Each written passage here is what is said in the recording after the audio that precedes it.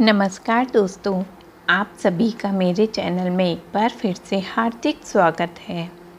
दुर्गा सप्तशती का पाठ करने से कई तरह के फायदे होते हैं। दुर्गा सप्तशती का पाठ करने से मानसिक शारीरिक सुख मिलता है।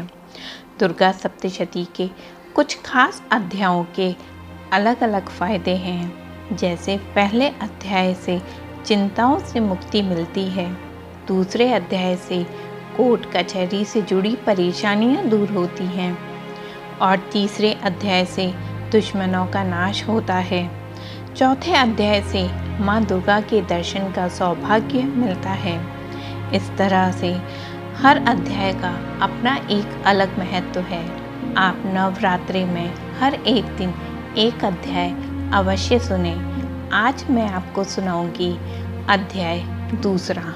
तो आइए शुरू करते हैं दुर्गा सप्तशती का दूसरा अध्याय। दूसरा अध्याय देवताओं के तेज से देवी का उद्भव और महिषासुर की सेना का वध। महर्षि मेधा बोले, प्राचीन काल में देवताओं और असुरों में पूरे 100 सालों तक घोर युद्ध था और देवराज इंद्र देवताओं के नायक थे। इस युद्ध में देवताओं की सेना परास्त हो गई थी और इस प्रकार संपूर्ण देवताओं को जीत महिषासुर इंद्र बन बैठा था। युद्ध के पश्चात हारे हुए देवता प्रजापति श्री ब्रह्मा को साथ लेकर उस स्थान पर पहुँचे जहाँ पर कि भगवान शंकर जी विराजमान थे। देवताओं ने अपनी हार का सारा वृतांत भगवान श्री हरि और शंकर जी से कहा।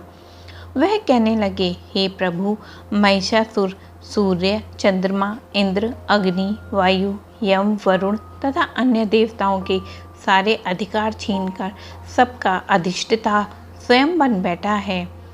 उनसे समस्त देवताओं को स्वर्ग से निकाल दिया गया है। वह मनुष्यों की तरह पृथ्वी पर विचर रहे हैं। दैत्यों की सारी करतूत हमने आपको सुना दी है और आपकी शरण में इसलिए आए हैं कि आप उनके वध का कोई उपाय सोचें। देवताओं की बात सुनकर भगवान श्री हरि और शंकर जी को दैत्यों पर बड़ा गुस्सा आया। उनकी भौहें तन गईं, आंखें लाल हो गईं। गुस्से में भरे हुए भगवान विष्णु जी के मुख से बड़ा भारी तेज निकला और उसी प्रकार का तेज भगवान शंकर जी, ब्रह्मा और इंद्र आदि दूसरे देवताओं के मुख से प्रकट हुआ। फिर यह सारा तेज एक में मिल गया और तेज का वह पुंज ऐसे दिखता था कि जैसे ज्वालामय पर्वत हो। देवताओं ने देखा कि उस पर्वत की ज्वाला चारों ओर फैली हुई थी और देवताओं के शरीर से प्रकट हुए तेज की किसी अन्य तेज से तुलना नहीं हो सकती थी। एक स्थान पर इकट्ठा होने पर वह तेज एक देवी के रूप में परिवर्तित हो गया और अपने प्रकाश से तीनों लोकों में व्याप्त जान पड़ा। वह भगवान शंकर का तेज था। उनसे देवी का मुख प्रकट हुआ। यमराज के तेज से उनके शरीर के बाल बने। भगवान श्री हरि के तेज से उनकी भुजाएं बनी। चंद्रमा के तेज से दोनों स्तन और इंद्र के तेज से जंघा तथा पिंडली बनी और पृथ्वी के तेज से नितंब भाग बना। ब्रह्मा के तेज से दोनों चरण और सूर्य के तेज से उनकी उंगलियां पैदा हुईं।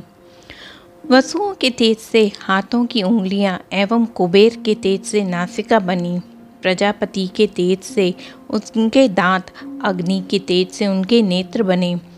संध्या के तेज से उनकी भौहें और वायु के तेज से उनके कान प्रकट हुए और इस प्रकार उस देवी का उद्भव हुआ। महिषासुर से पराजित देवता उस देवी को देखकर अत्यंत प्रसन्न हुए।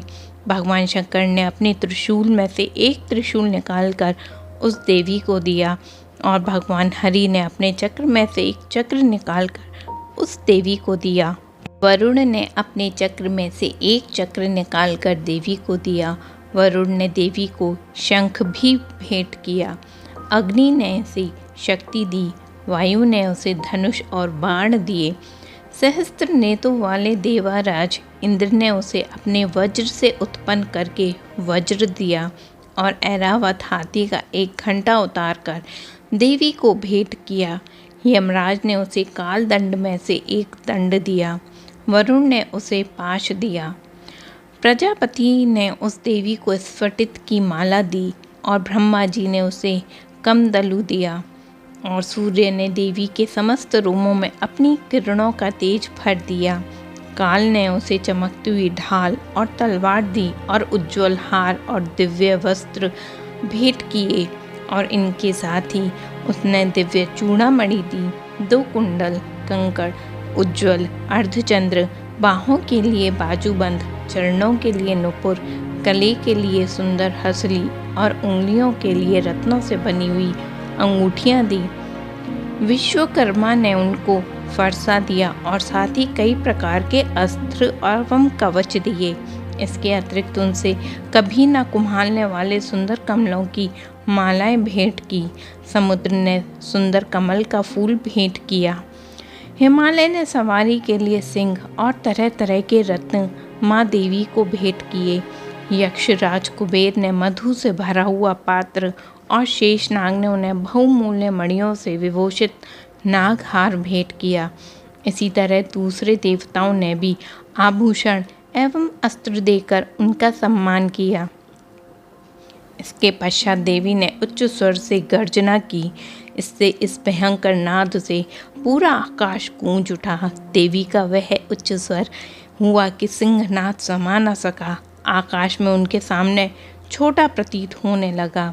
उससे बड़े जोर की प्रतिध्वनि उत्पन्न हुई, जिससे समस्त विश्व में हलचल मच गई।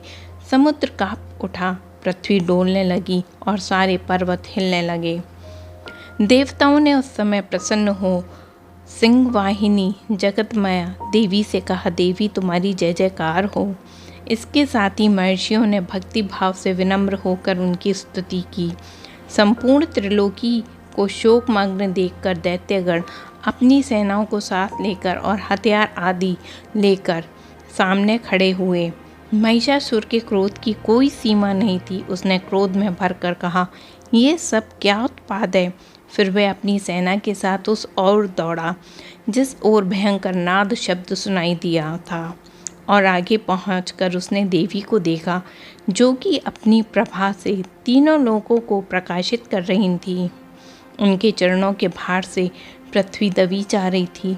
माथे के मुकुट से आकाश में एक रेखा सी बन गई थी और उनके धनुष की टंकोर से सब लोग क्षुब्ध हो रहे थे।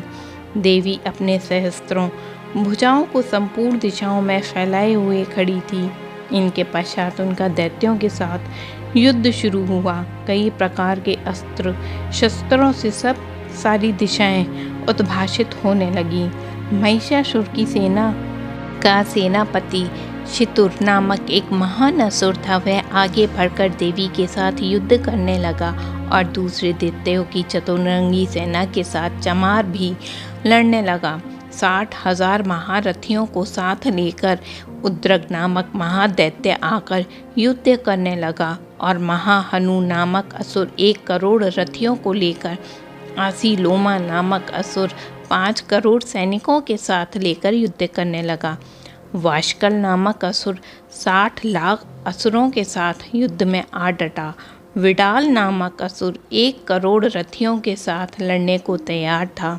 इन सब के अतिरिक्त और भी हजारों असुर हाथी और घोड़े साथ लेकर लड़ने लगे। इन सब के पश्चात महिषासुर करोड़ों रथों, हाथियों और घोड़ों सहित वहां आकर देवी के साथ लड़ने लगा। सभी असुर तोमर, भिंदीपाल, शक्ति, मुसल, खंडकों, फारसों, पट्टियों के साथ रणभूमि में देवी के साथ युद्ध करने लगे। कई शक्तियाँ फेंकने लगे, कोई अन्य शस्त्र आदि। इसके पश्चात सब दैत्य अपनी अपनी तलवारें हाथ में लेकर देवी की ओर दौड़े, उन्हें मार डालने का उपबंध करने लगे। मगर देवी ने क्रोध में भरकर खेली खेल में उनके सारे अस्त्रों शस्त्रों को काट दिया। इसके पश्चात ऋषि और देवताओं ने देवी की स्तुति प्रारंभ कर दी और वह प्रसन्न होकर असुरों के शरीर पर अस्त्रों और एवं शस्त्रों की वर्षा करती रहीं। देवी का वाहन भी क्रोध में भरकर दैत्य सेना में इस प्रकार विचरित होने लगा कि वन में दावानल फैल रहा हो। युद्ध करती हुई देवी ने क्रोध भर में जितने श्वासों को छोड़ा वह तुरंत ही सैकड़ों हजारों गणों के रूप में परिवर्तित हो गए। फरसे, भिंदीपाल, खड्ग तथा पट्टिश इत्यादि अस्त्रों के साथ दैत्यों से युद्ध करने लगी। देवी की शक्ति से भरे हुए वह गण दैत्यों का नाश करते हुए ढोल, शंख, मृदंग आदि बजा रहे थे। तदनंतर देवी ने त्रिशूल, गदा, शक्ति, खड्ग आदि से सहस्त्रों असुरों को मार डाला। कितने घंटों की भयंकर आवाज़ से यमलोक पहुंचा दिया। कितने ही असुरों को उसने पास में बांधकर पृथ्वी धर पर घसीटा और कितनों को अपनी तलवार से टुकड़े टुकड़े कर दिए और कितनों को गदा की चोट से धरती पर ही हमेशा के लिए सुला दिया। कई दैत्य मूसल की मार से घायल होकर रक्त वमन करने लगे और कई शूल से छाती फट जाने के कारण पृथ्वी पर लेट गए और कितनों की बाढ़ से कमर टूट गई। देवताओं को पीड़ा देने वाले दैत्य कट कट कर मरने लगे। कितनों की बाह अलग हो गई, कितनों की गर्दनें अलग हो गईं, कितनों के सिर कटकर दूर भूमि पर ढुढ़क गए, कितनों के शरीर बीच में से कट गए और कितनों की जंघाएं फट गईं। वह पृथ्वी पर गिर पड़े। कितने ही सर व पैरों के कटने पर भी भूमि पर से उठ खड़े हुए और शस्त्र हाथ में लेकर फिर से देवी से लड़ने लगे। कई दैत्यगण भूमि में बाजों की ध्वनि के साथ नाच रहे थे। कई असुर जिनके सर कट चुके थे बिना सर के धड़ से ही हाथ में अस्त्र लिए हुए लड़ने के लिए आ रहे थे। दैत्य रह रहकर ठहरो ठहरो करते हुए देवी को युद्ध के लिए ललकार रहे थे। जहाँ पर यह घोर संग्राम हुआ था वहाँ की भूमि रथ, हाथी, घोड़े और असुरों की लाशों से भर गई और असुर सेना के बीच में रक्तपात होने के कारण रुधिर की नदियाँ बहने लगीं और इस तरह देवी ने असुरों की विशाल सेना को क्षण भर में तिनके की तरह नष्ट कर डाला, जैसे कोई तिनका बड़े समूह को अग्नि को नष्ट कर देता है। देवी का सिंह भी गर्दन के बालों को हिलाता हुआ बड़ा शब्द करता हुआ असुरों के शरीर से मानो उनके प्राणों को ढूंढ रहा हो।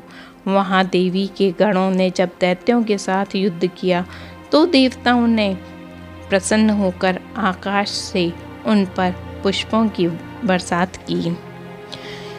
इस तरह से दुर्गा सप्तशती का दूसरा अध्याय यहाँ समाप्त होता है। आप सभी का दिन मंगलमय एवं शुभ हो।